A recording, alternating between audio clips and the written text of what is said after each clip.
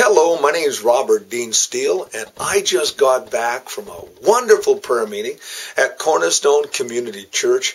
And if you ever want to be in a place where the Spirit of God is really speaking or really moving, then I encourage you to come to our church. We are located at number 6 Taché Street, Cornerstone Hall.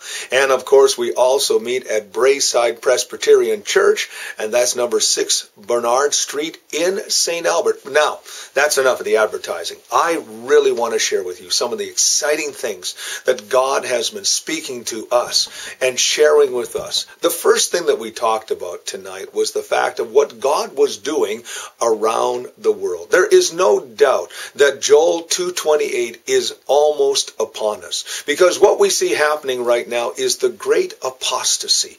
We see people leaving the church in droves. And why are they leaving the church in droves? Because the Jesus that they see in their churches is not the Jesus of the book of Acts. And what we need to do is we need to get back to the Jesus of the book of Acts. A Jesus who was exciting.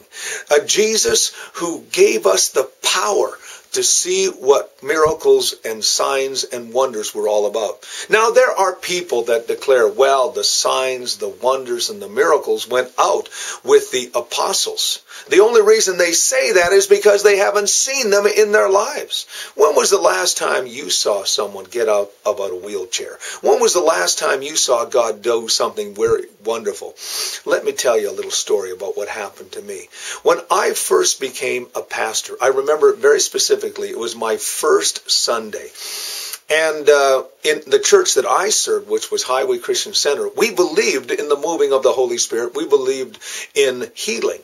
And so that very first Sunday, we had a healing service, and it was my first time ever praying for someone. So I was kind of hoping that someone would come forward who had, maybe a headache or something minor. No, my first one was an 82-year-old woman who came forward and said to me with her granddaughter and daughter, she says, I've come to be healed of arthritis. And then she showed me her fingers, and her fingers were all gnarled up.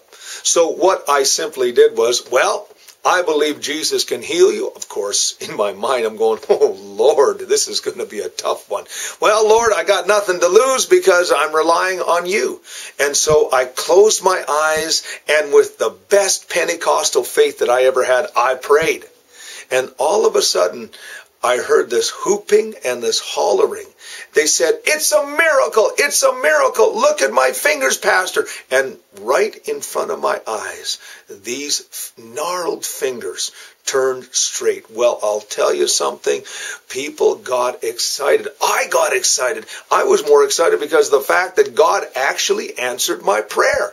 Well, from then on, I began to see different things like that happening. And when God begins to do miracles in your situation, just by answering by faith, well, I want to tell you something. It changes your whole perspective. All of a sudden, you take Mark 16 and 15 to 17 to heart, which basically says, these signs will follow them who believe. In my name, these different things will happen.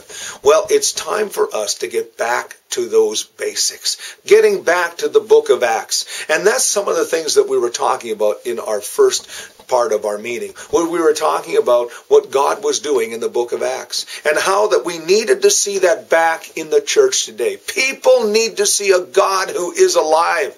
In many of our churches, we go in Sunday after Sunday, we hear the same songs, we sing the same things, we go through the rigmarole, and then basically what happens is we go home in the same way we came in. And God never intended us to come to the house of God and leave the same way we came in.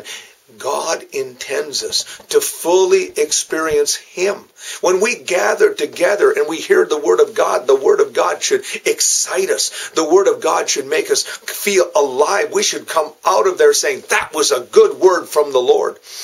Let me share a little story about Spurgeon and a very eloquent preacher of his time. There was a well-known preacher in the city of London, and he was able to preach. I mean, he was a wonderful orator. And the people, when they would come out, they say, what a wonderful speaker he is. Well, one time, a man who went to that church went to Spurgeon's church. And when he came out, he didn't say Spurgeon was a wonderful speaker. He said, what a wonderful Savior we have.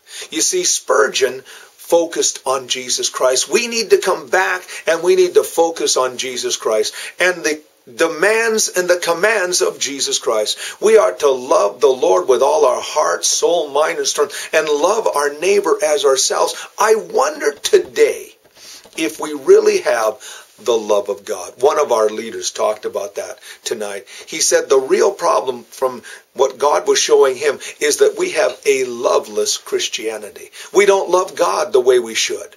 We love God with our mental assent. We have a mental image of what the love of God is. But the love of God isn't burning within our hearts. That word that came from Jeremiah is, the word of God burned in me. I couldn't do anything but to speak his word.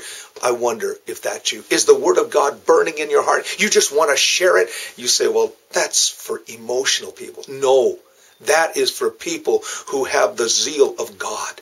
Let me just be very frank with you.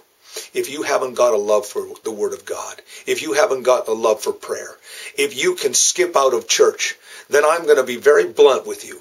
You are backslidden. Backslidden. Yes, you're a Laodicean. You have bad water in your life, and you need to come back to God.